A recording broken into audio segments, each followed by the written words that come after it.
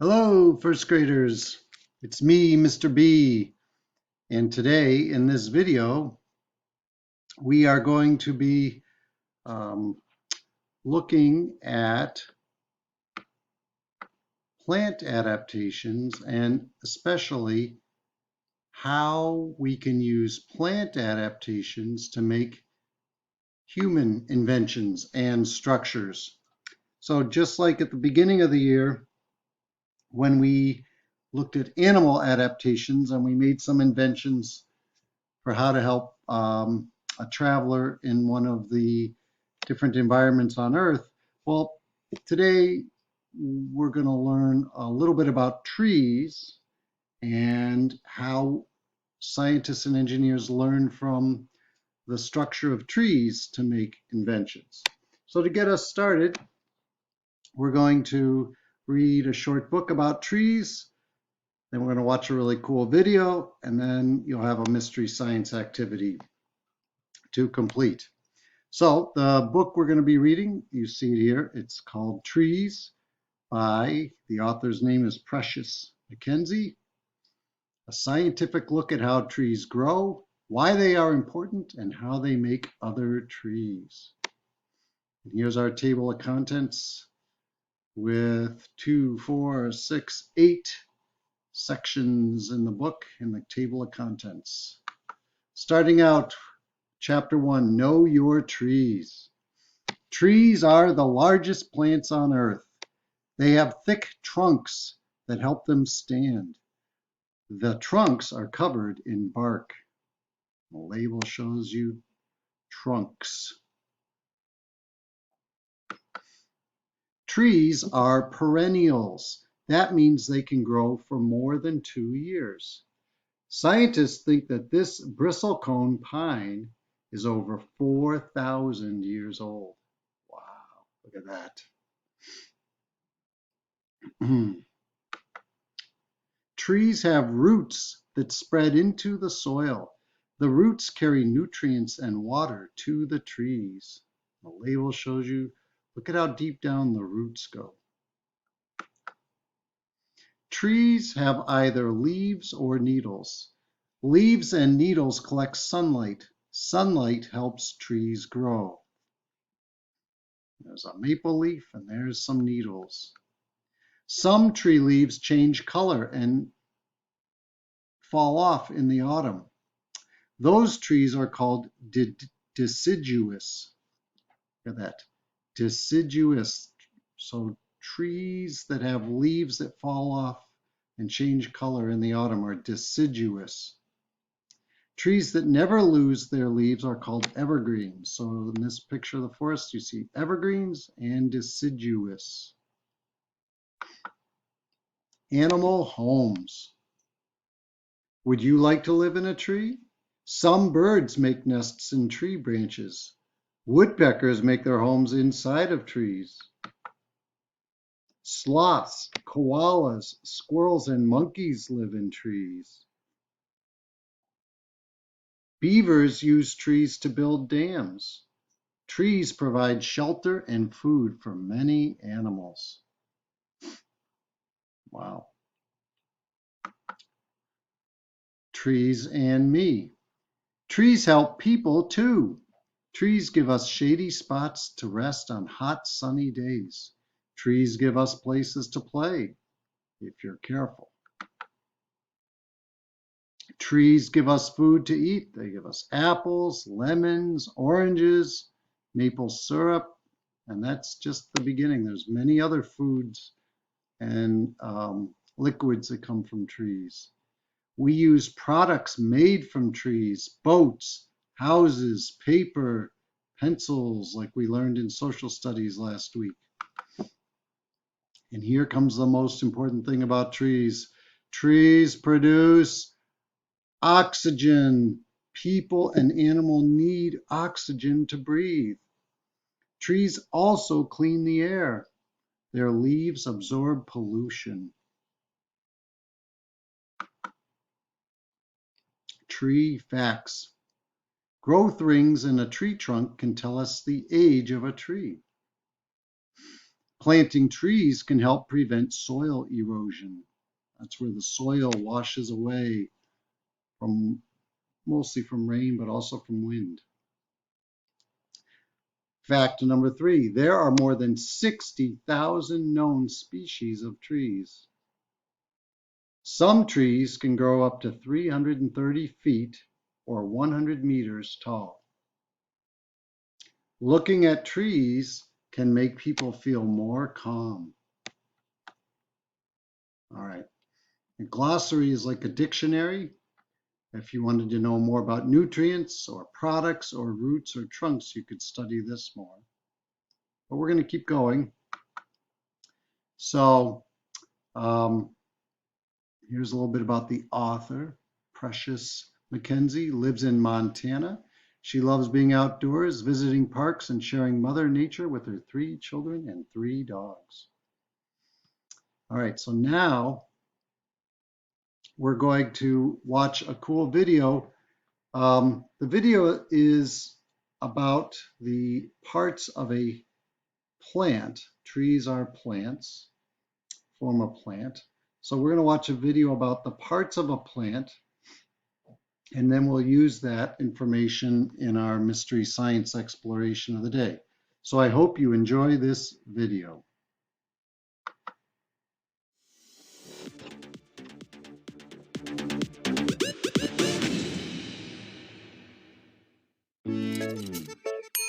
Oh, it's ready! Perfect! I'm Dr. Jeff, and today we'll explore the science of external plant parts. Let's explore! Today, we'll learn that plants have different parts that work together to help them grow. This includes the stem, leaves, flowers, fruits, and roots. 3, 2, wonder! Yeah! 3, 2, wonder! Hey! Let's go! 3, 2, wonder! Welcome to 3, 2, Wonder. We're about to have a great meal, but first, we must wait for our taste testers. Hello, and welcome to my restaurant. Hi, Dr. Jeff. Ow! How'd you know it was me? Your shirt says Dr. Jeff. Oops. Welcome to my restaurant called Seed to Table, where the meal makes itself. Have a look. Wait, the menu's just plants. So healthy and delicious. Plants are living things. They're alive and they grow, and they need nutrients. They also reproduce, which means they make more plants. Plants have external parts that we can eat. Their external parts are edible? They sure are. External parts are on the outside of them. All plants grow from a seed, and they make a stem and leaves. Some of them even make flowers, and usually, below the ground, they have roots. Better yet, I'll show you. Let's go! Whoa, fancy, Dr. Jeff. Thank you. Now that we're here, let's get to know the external That means outside. parts of a plant, one by one. Let's start with the stem. That's just celery and asparagus. Celery and asparagus are actually an external part of a plant called the stem. A stem grows up out of the ground and has leaves growing from it. It gives plants structure. It's strong and sturdy. Yes, because if the stem was really weak and flexible, the plant would just fall over. Let's see if their taste is as strong as they are. I've never tried asparagus before. That's so good. Do all stems taste so tasty like this? Actually, some stems can be used to make candy. This is a sugarcane stem. Candy from that? Even my imagination isn't that powerful. Chew on this. It's the stem from a sugarcane plant. It's literally used to make candy. And it can even be pressed to make a sweet drink. Good, right? But it's pretty hard to chew, huh? Well, spit it into your hands. Let's look at it. It's okay, we're scientists. What do you feel? It's still tough and strong. Two things that make it a great stem. Strong enough to hold a plant up.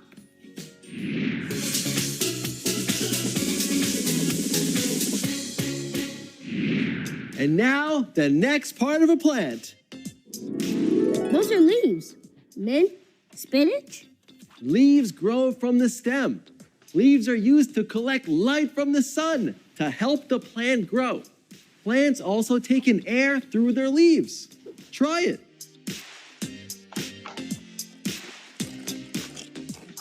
Mint leaves taste like mint. And these are spinach leaves. I love these in my salad. Awesome, but we can't leaf yet. We have more things to cover. What? Flowers? You can eat those? The flower is the part of the plant that is colorful and helps the plant reproduce, which means to make more plants. Flowers come in all shapes and sizes. Here we have roses and lavender. I've never thought about eating flowers. Roses and lavender are used in all sorts of delicious recipes. Take a look.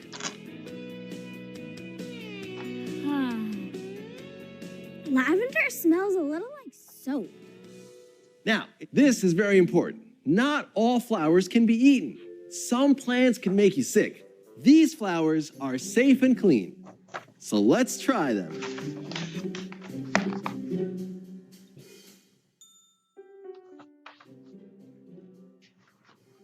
Why am I everything in my teeth? Now, if juicy is what you want, you're gonna love sinking your teeth into the next part, fruit. I'm on it. Fruits are the part of the plant that has seeds inside. Anything that has seeds inside is a fruit. Have a look. These are both fruits? They look so different. Yes, EJ, yours is an apricot. Addison, yours is a tomato. Open them up and see if there are seeds inside.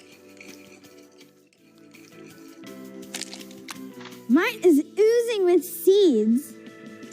Whoa, mine has a pit. That's one big seed. Give it a try. It's sweet. What is that one? Let's see. I'm gonna open it up and we'll see what you think this is.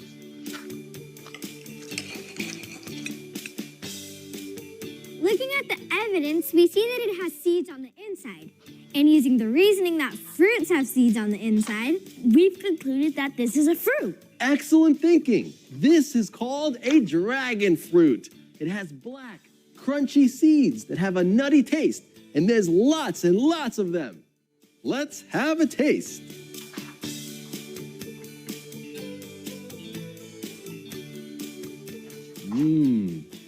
That's good. I want more.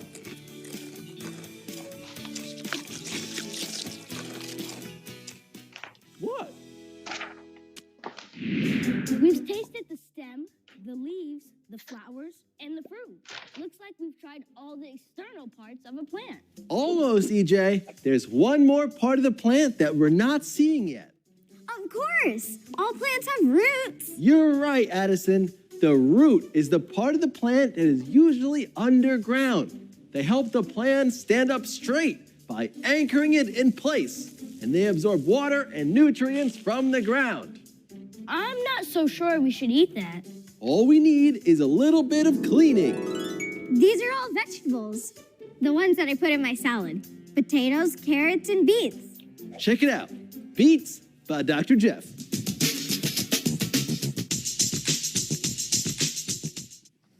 Dig in.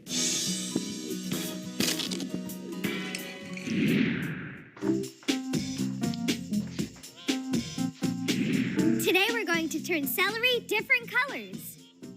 You are going to need celery that still has leaves attached to it, food coloring, water, scissors, and 2 cups. First, fill up the cup halfway with water. Next, add 20 drops of food coloring. Ask an adult to help you snip the end of your celery so it can suck up the water better. Finally, put the celery into the cup of colored water and observe it over a few days. After a few days, your celery will look like this. This one is turning blue and this one is turning red. This happens because the stem of the plant lets water flow through it.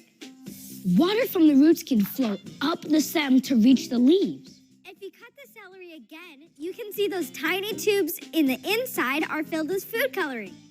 Try it yourself.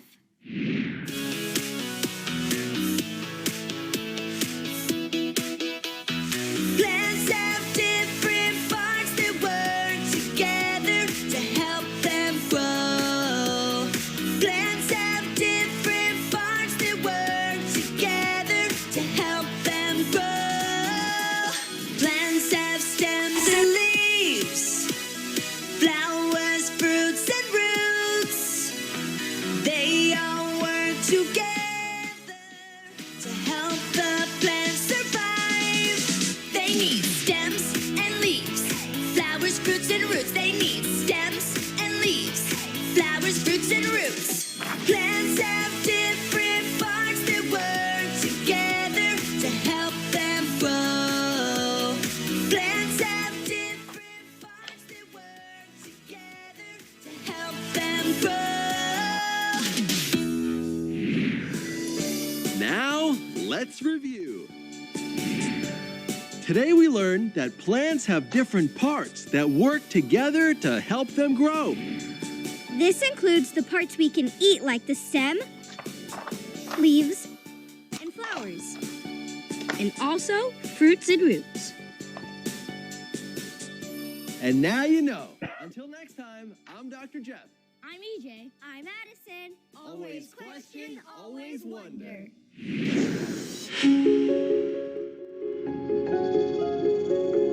All right, Generation Geniuses. I hope you enjoyed learning more about the parts of plants, because trees are a type of plant, and we are going to learn or use some of that information in today's Mystery Science lesson. So for Mystery Science, the central question is, why don't trees blow down in the wind? Please watch the video. And when you watch the video, there is an activity that involves you trying to use what you learn about trees to make better umbrellas. Now, you're not going to make real umbrellas. You're going to make model umbrellas, and the activity is optional because there are a lot of materials involved, and I'm not going to assume that everyone has these materials. But if you have scissors, some sort of Dixie cup or small cup, it says dot stickers, you could use tape, pipe cleaners, or something similar to pipe cleaners, plastic straws that are bendable, Play-Doh or clay. The poster board is for a fan. Any big piece of paper that you could use as a handheld fan, if you have a handheld fan for that matter, or if you got a mechanical fan, you could try using that. Then I will put a link for you if you want to do this activity to click on, so you can get a umbrella top printout and a printout for, I'll show you what this is. Some ideas of ways that you could modify your umbrella so that it wouldn't blow over in the wind. So if you want to try those printouts, I will have links for them in the lesson plan. If you choose not to do the activity, that's okay. Still watch the video and watch how Mystery Science, the folks at Mystery Science, do the experiment.